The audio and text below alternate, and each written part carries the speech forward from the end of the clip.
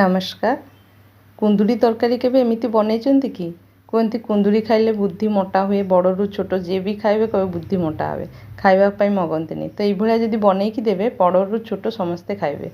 चलतु बनैबा। तो कुंदुरी आउ आलू छोट छोट करी काटी नवा आगे।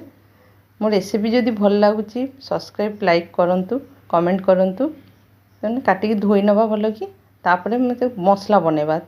बादाम आउ धड़ा राशि आउ पोस्तो आगो टिके गरम करी भाजी नवा तापरे ताकू पेसी नवा तापरे हेतरे पुणी कंचा लंका टमाटो गुटे देकी भल कि गुटे पेस्ट बनाई नवा नरम करी पूरा।